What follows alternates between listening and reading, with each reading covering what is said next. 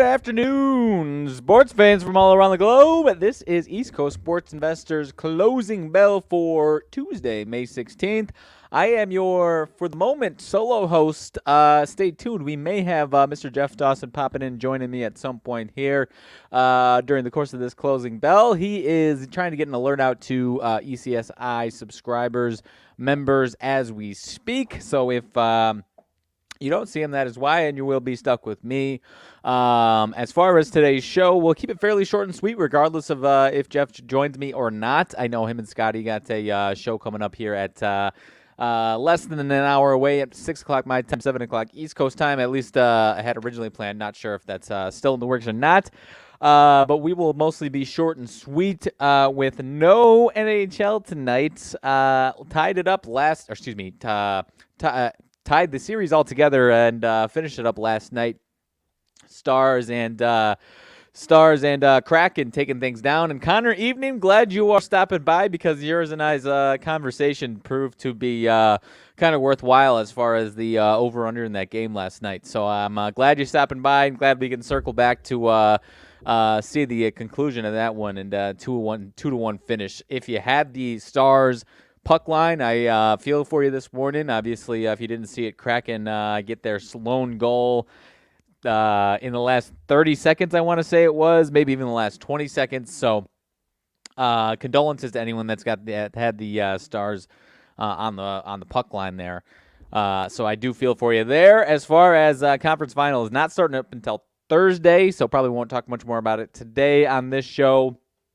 Panthers and Hurricanes on Thursday in Carolina, and then Stars and Golden Knights in Vegas on Friday. So as far as the NBA is concerned, we didn't have anything last night. We are getting the West Finals off and rolling tonight with the Lakers and Nuggets at 7:30 my time, 8:30 East Coast time.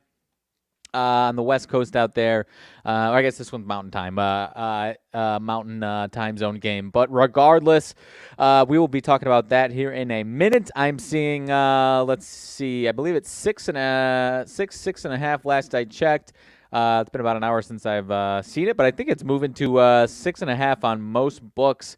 Actually, even see, I'm not sure if that's accurate or not. BetMGM even has a 5.5 there. So, yeah, great conversation as far as that was concerned, Connor, as far as the total in that game there with the streak that one was on.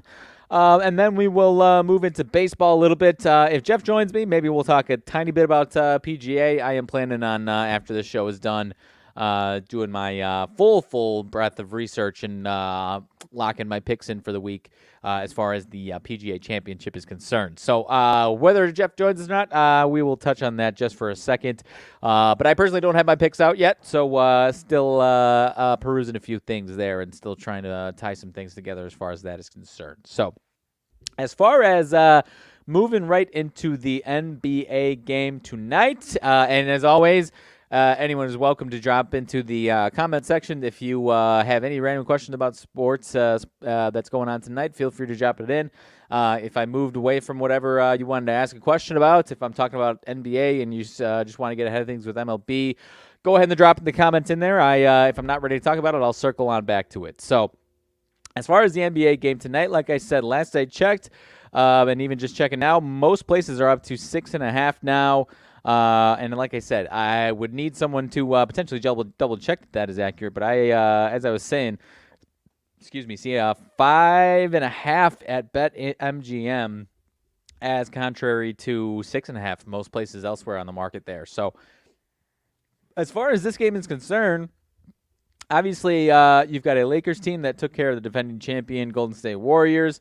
I believe these two teams split the season series, again, without diving too deep into it. I don't know what the status of all the players were in each of those games. But Nuggets take care of business against the Suns. At home, they were fantastic in that series and then closed it out in that final game on the road in Phoenix, 125-100 there. So I'm seeing, as far as this game is concerned, I'm a little torn on this one. I actually think this could come down right around to that spread number. Now, if you're getting into the Nuggets, I think you might be a little late, and it's a little inflated, if I'm being totally honest with you. This number has climbed up a little bit, so I would not be, if you're trying to get into it now, I wouldn't be diving full-fledged into that 6.5. I think you're a little late on that one. Not in love with Lakers plus 6.5, but my honest gut opinion is that this could be a closer game than the 6.5 is alluding to. I don't know if the Lakers win this one, but I do think they keep it close enough to have a really good chance of covering, or at the very least, maybe this one comes right down to the end of it with some spread drama in this one. That's kind of where I'm towing the line out here. I don't have any confident thoughts. Like to let the first game of this series kind of go on a little bit and then feel it out after that. Typically try to attack game 2 or 3 or 4 or 2 of those 3 games, depending on how the first couple go. So that could very well be where we are at. Had a lot of success with the previous couple of series here with more so with the Lakers and Warriors, trying to pick off the Warriors' road struggles and people kind of looking past the Warriors' road struggles, had some success there. So this one is a little tougher. Obviously, you've got a Lakers team that is playing much better than what their regular season record suggests, and you've got a Nuggets team that's taking care of business as they should, as the 1 seed out west there. So interested to see if we get any more opinions, but I'm leaning towards. Honestly, my gut opinion is maybe even a Nuggets win and a 2 or 3 point win here in the Lakers cover. That is where I'm at, but not a hard stance by any means. Wouldn't surprise me if the Nuggets were fantastic tonight. But at the end of the day, that is where I'm leaning, is a Lakers cover and really a toss-up on who wins this game. So I'm not going to the Lakers money line necessarily. Not saying I'm hammering the Lakers plus 6.5. That's just where I'm leaning in tonight's case.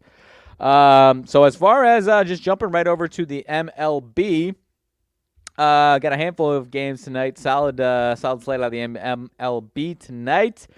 Kicking it off here in 20 minutes with a few games here at the about 5, a little past 5:30 my time, 6:30 East Coast time. Angels and Orioles. Silseth for the Angels and Kramer for the Orioles. Not sure if I said that. Silseth for the Angels, Kramer for the Orioles. Angels get the win yesterday with I believe it was Ohtani on the mound, right? We were talking about that one if you were on the if you've tuned into the show yesterday. A little bit of a goofy swing with what these pitchers did there. Was wrong about a Grayson Rodriguez start looking good, and honestly, Ohtani was also not very good himself. So if you were predicting that Ohtani regression, you got it. But if you went all the way into the Orioles, and I apologize if you listen to me saying Grayson Rodriguez might be nice, but Ohtani probably going to have a nice bounce back. Only gave up 4 hits, 2 walks, and still managed to get tagged for 5 earned runs, 3 homers allowed yesterday. So as far as Silseth, not sure why that one's tripping me up as much as it is. Silseth, 22 years old. This is his second season in the big leagues. Not a full season last year, but second season as a 22-year-old here.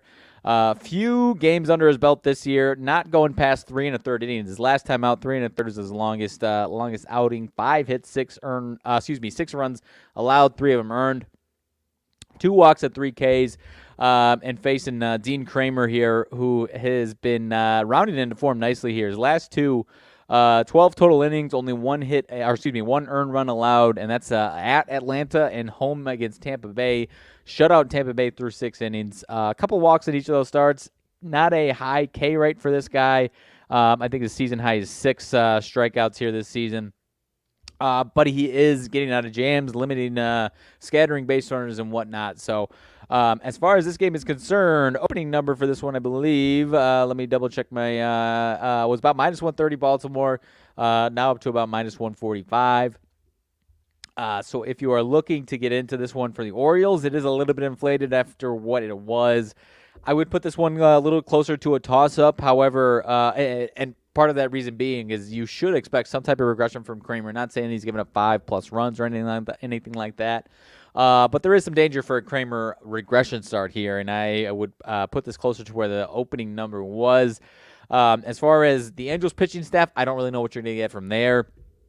But at the end of the day, as far as a team total for this one, not seeing plus money anywhere for the Angels, but I can see this Angels offense putting up a handful of runs again here today, having a nice kind of back-to-back day. not loving the odds as far as not getting plus money, but at the end of the day, I will say Kramer regresses a little bit. You got a game total of 9.5, 10 here, but certainly nothing that I'm over the moon with there. We can skip over Pittsburgh and Detroit there unless anyone's got any serious thoughts about that one. Nats and Miami, 18-23 Nationals, 20-21 Miami Marlins.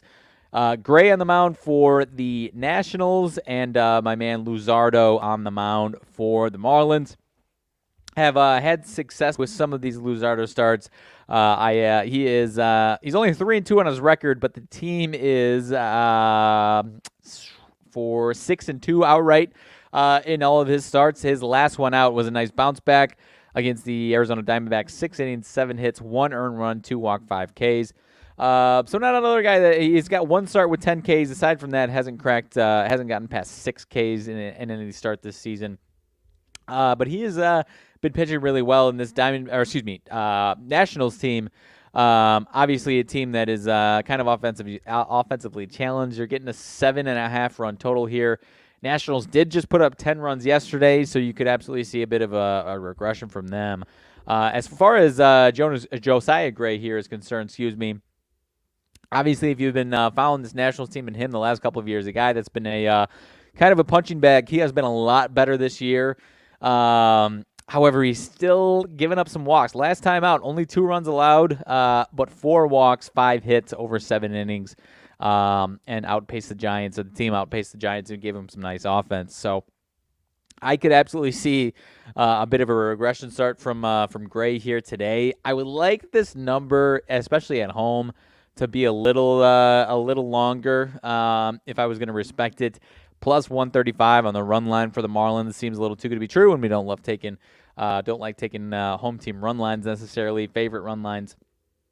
So, man, at 4.5 to plus money for a team total for Miami, and it is tough to get into this one. It almost seems a little too good to be true.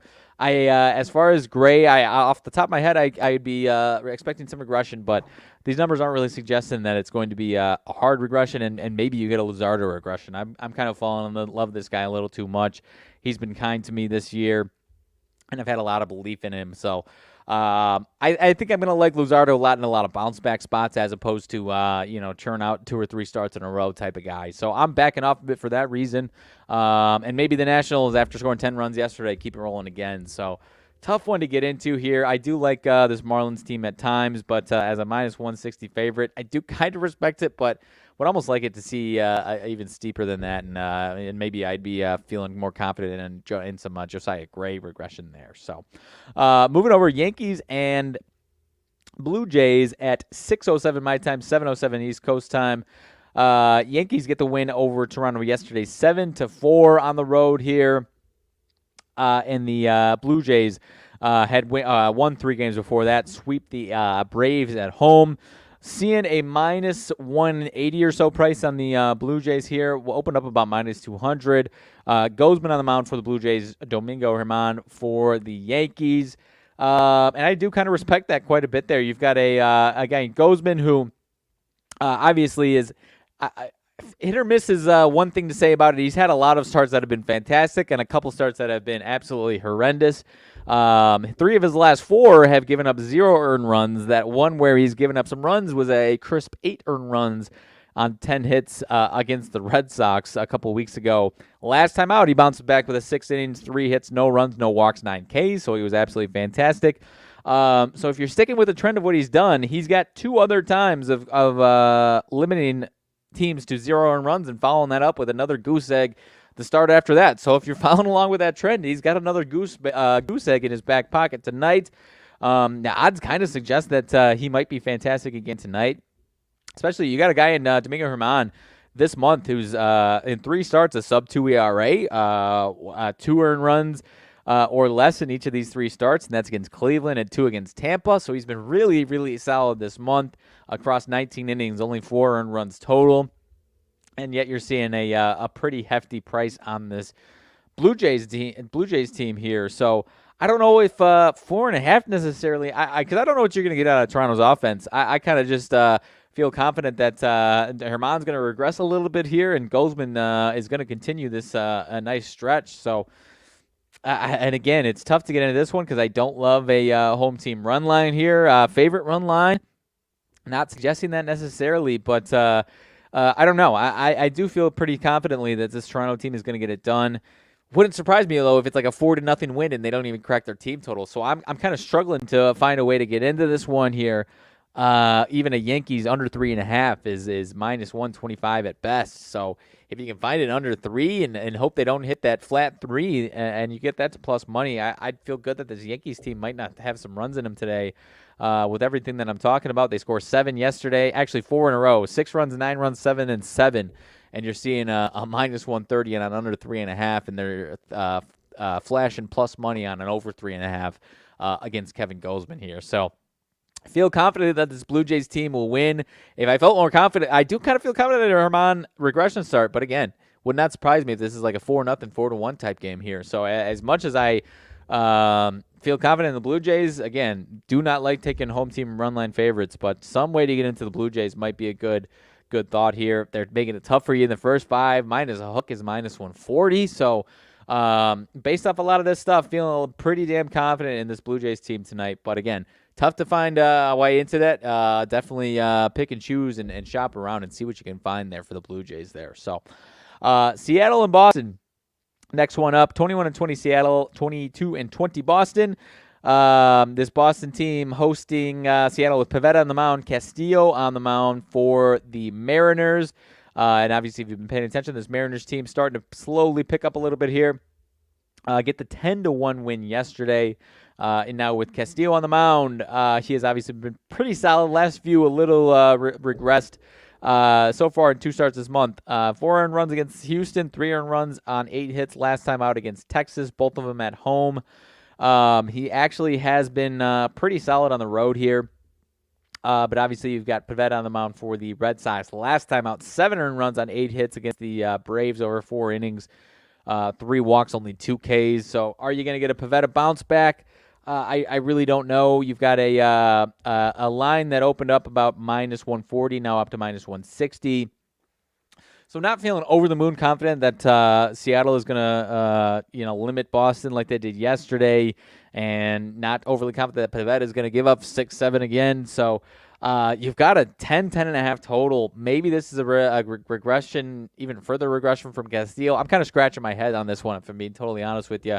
Would obviously love the East Coast perspective from this one, but at the end of the day, with Seattle playing as well as they are, with Castillo on the mound, Boston losing 4 in a row. Not saying I'm over the moon on Boston, but it does feel a little too good to be true here with Seattle after what they did yesterday to Boston and with Castillo on the mound. So I'm backing off the Mariners today is kind of my opinion on that one here. Moving on down the line, Tampa Bay and the Mets. 31-11 Tampa Bay, 20-22 New York Mets. Verlander hosting at home here on the mound for the Mets, as well as Beeks on the mound for Tampa. This series, is this game 1 or 2? I'm drawing a blank. This is game 1 of this series, and obviously Verlander, a lightning rod guy. 2 starts under his belt. He was really solid last time out. 7 innings, 2 hits, 1 earned run, no homers, 2 walks, 7 Ks. So getting the leash off him a little bit after only 5 innings the first time around and only 79 pitches. He went 104 pitches last time out.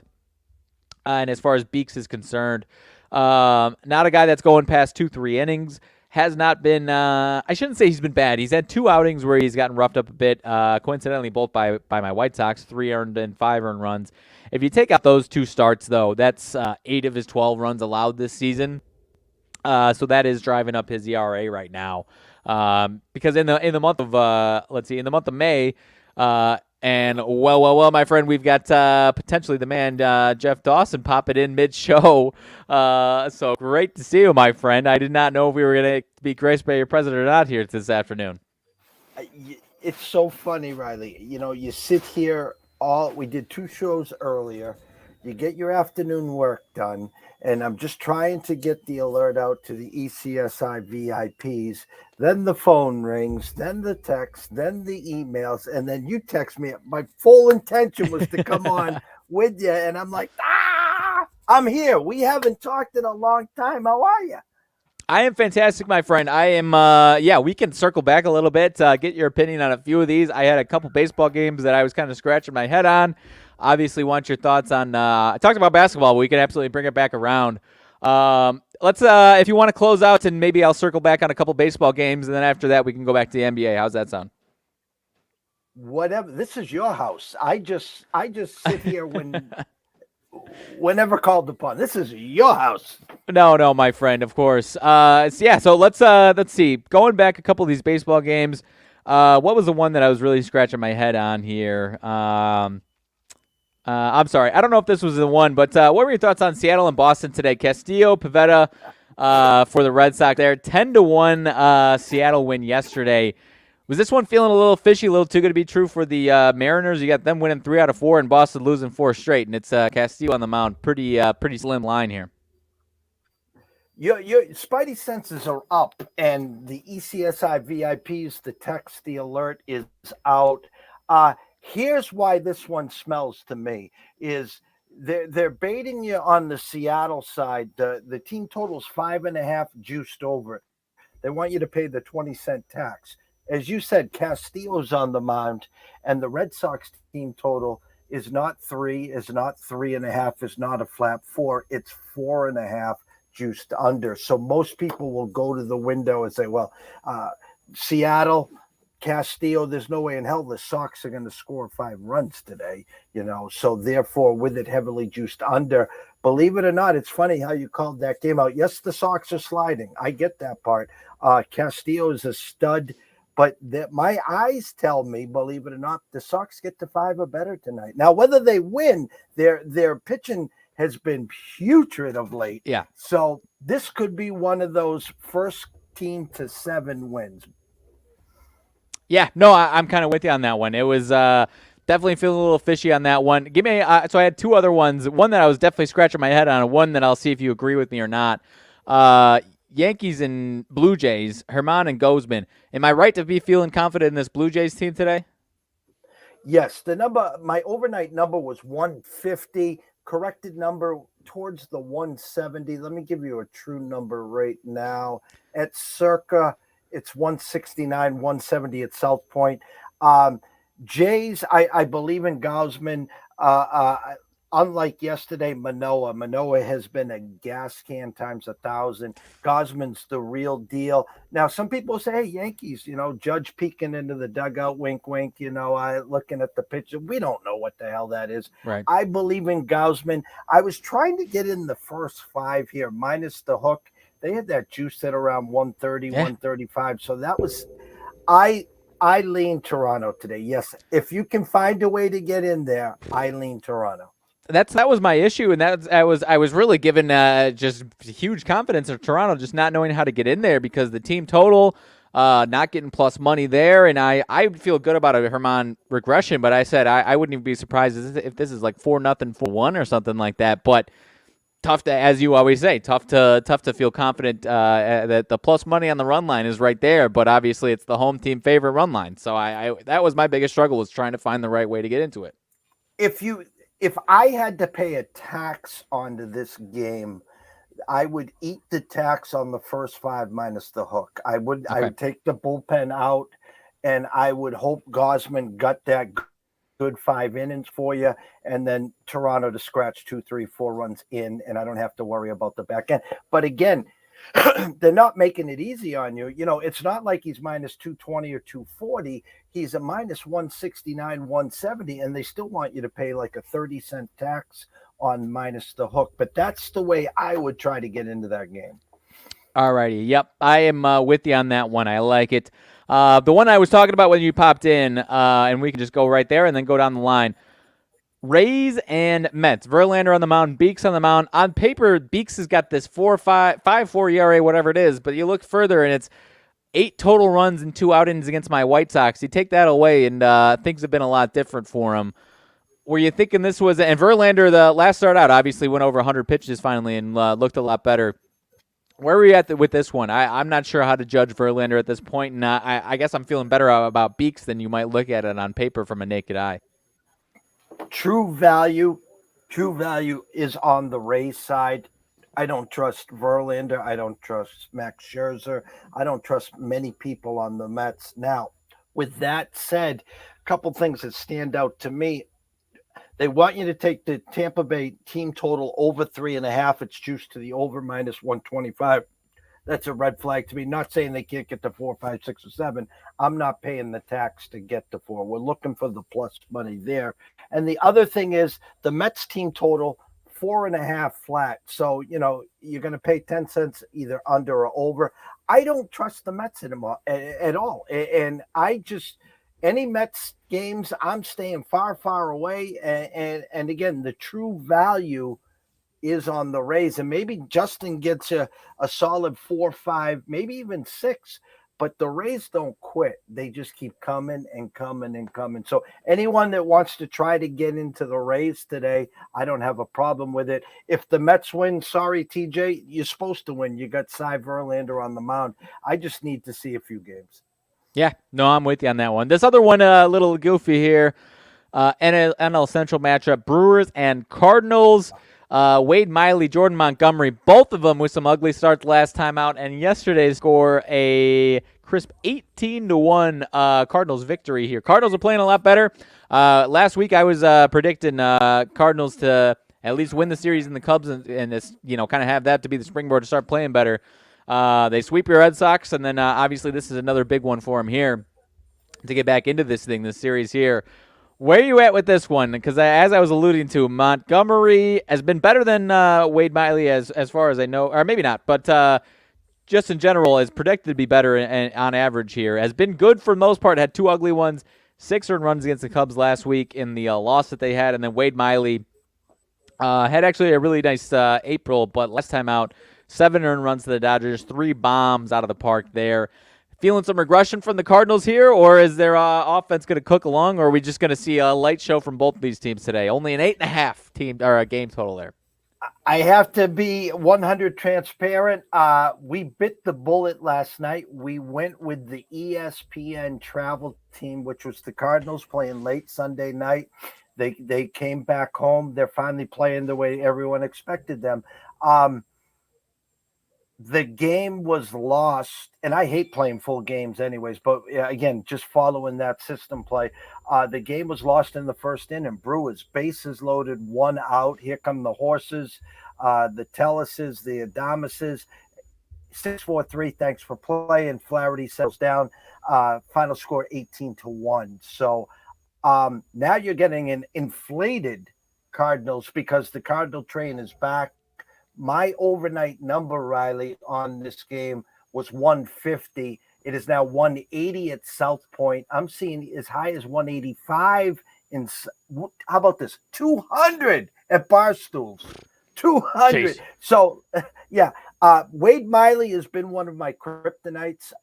Go against him, and he's Cy Miley, and when I go with him, he's Miley Cyrus. So I can't win any which way. So with that said, you don't want to step in front of the bus, but guys watching and listening, God bless you. Do not pay any kind of tax on this game.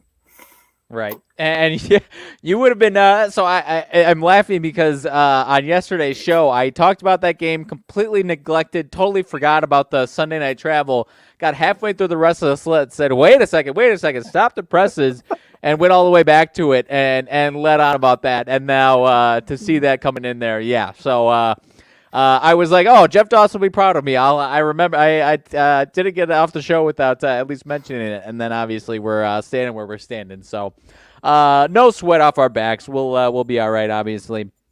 Going down on the line here, Cubs and Astros. This series last night started. Houston gets a 6-4 win. We are looking at Justin Steele and Christian Javier in this one. And I kind of predicted it. I've been waiting for some Justin Steele regression.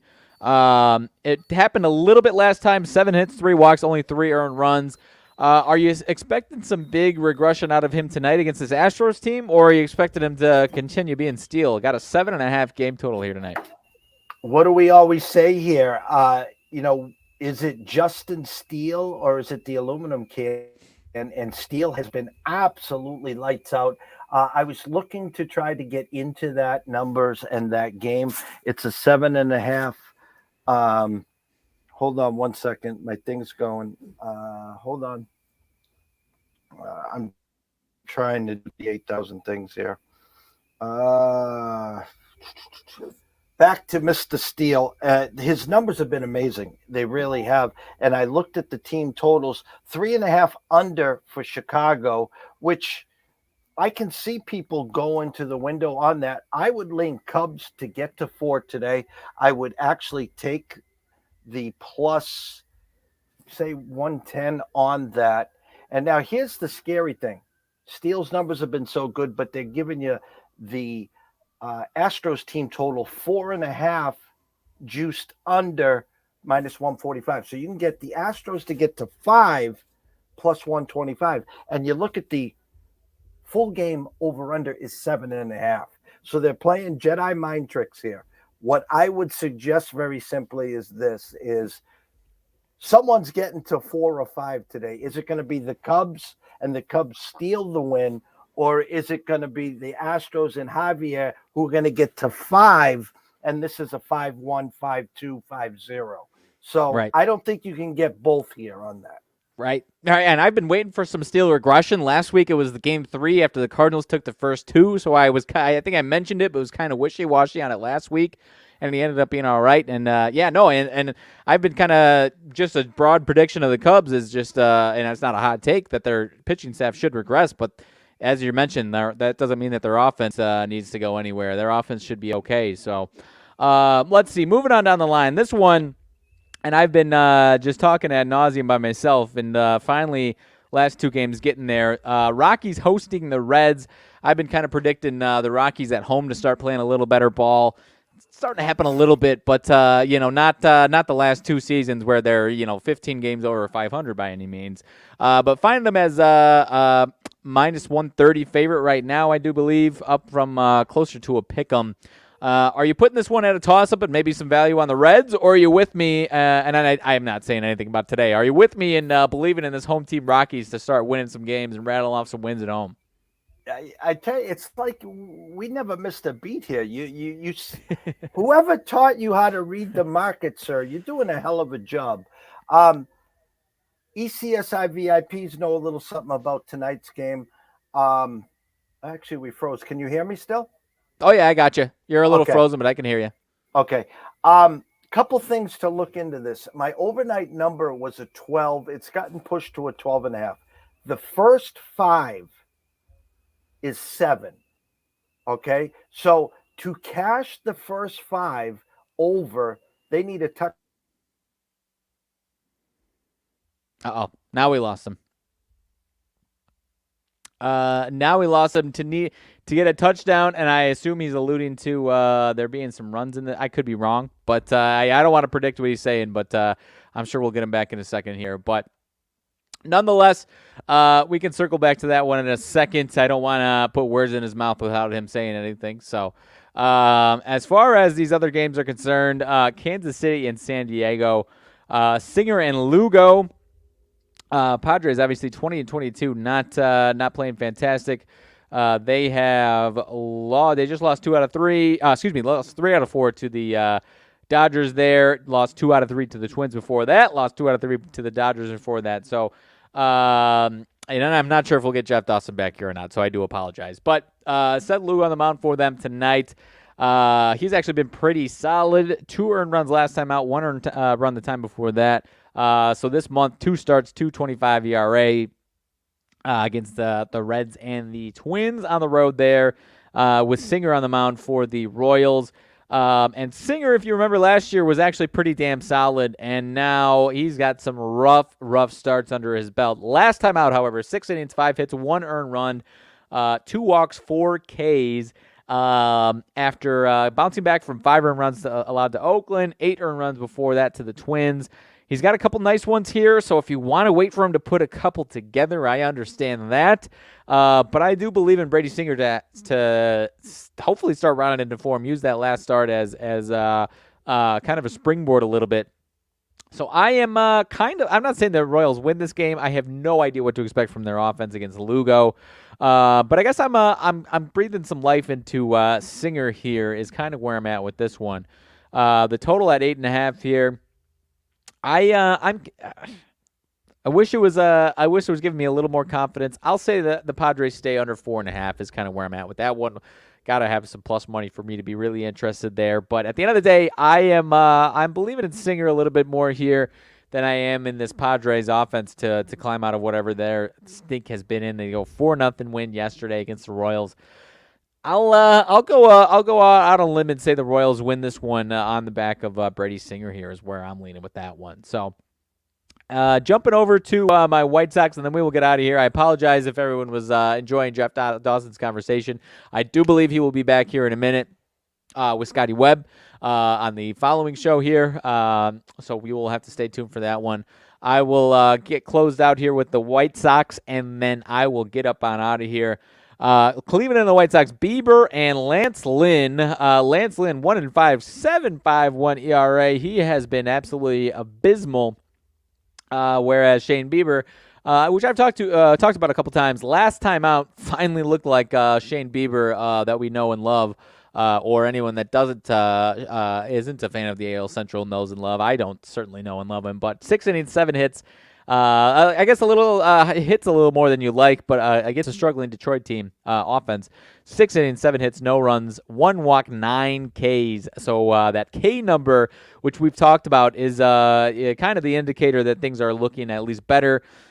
He has 3 runs or less on all of these starts. Kind of, as I mentioned last time, kind of a dark horse. If you believe that he's going to round into the form that we saw from a couple years ago, absolutely a dark horse still for AL Cy Young. But the problem up until last time out was that he just wasn't striking guys out. A couple games with some high walk numbers. He had, I think, 5 starts in a row with only 4 Ks. So to see the 9 Ks, despite it being against the Tigers, is interesting for sure. And now you've got Lance Lynn on the other side, whose first start was solid, and then after that, only one other start with 3 earned runs, the other one 4 or more. Last time out, 5 innings, 9 hits, 7 earned runs. Couple bombs, couple walks, and 4 Ks. Not the best numbers against this Cleveland team, yet you're only seeing Bieber and Cleveland at -120. The White Sox sitting there at plus money with how ugly they have been. I know you got to take what I say with the White Sox with a grain of salt, but something doesn't add up here, and this one smells a little fishy. 8.5 total as opposed to a little bit higher with Lance Lynn on the mound would suggest that this one isn't going that high, and Lance Lynn isn't going to get shelled. Only 4.5 team total there for Cleveland. As far as the first 5, I mean, with how Lance Lynn has been, first 5 only down, I think, 2.5. Some pretty swift plus money there. If you're riding the Lance Lynn fade train and you want to go first 5 plus, or just to get Cleveland at 3 in the first 5 innings, then by all means, fire away. But I am thinking this White Sox team could have something up their sleeve today. They have been, despite it being ugly these last few days. They just lost 2 out of 3 to the Astros, but they were competitive in those games. So I hope that there is some type of fire. But again, you have to take what I say with a grain of salt. They could absolutely be gutless and heartless and show up and only put 1 run up on the board, and maybe Lance Lynn is great, and it's a 1-1 game going to the 9th or something like that. So I will breathe some life into this White Sox team tonight. But you do have to take what I say with a grain of salt because I am slightly biased, but it is, I mean, you have to admit it is fishy with Bieber on the mound there and Lance Lynn with the way he has gone. Early struggles, spent some time to start the season on the IL last season for Lance Lynn. Had some very, very early struggles, much like you were seeing now, and then he really rounded into form. The last couple of months of the season was really solid down the stretch despite the White Sox struggles. So thinking that's the same thing that's going to happen, then you're going to get a good Lance Lynn tonight. And hopefully down the stretch for my sake. But obviously, if you're on that Faith Lance Lynn train and been cashing tickets, fading in these last few weeks, I cannot blame you if you go into the well again tonight. So that is going to do it for me. Stay tuned here for some more baseball talk with Jeff and Scotty, as long as that is still going on. I imagine it is. Apologize if I'm putting the cart in front of the horse. But nonetheless, I talked about basketball game earlier on in the show, Lakers in Denver. If you're interested, and then the rest of the week, I know You will see some type of golf content tomorrow. I can promise you that. Whether that's from me or somebody else, I don't know if Jeff's got anyone else coming on or not, but I will be ready with some golf thoughts tomorrow for sure. And I am getting confirmation that Jeff and Scotty will be on here in a few minutes. So stay tuned for those guys, talking some more baseball and getting Scotty and Jeff's thoughts. And beyond that, thank you all for stopping by. Thank you, Connor, as always, for stopping by and commenting in the section. Glad we can go back and forth when we do. But aside from that, thank you, everyone, for stopping by. And best of luck tonight and the rest of the week on anything you do. I will see y'all later.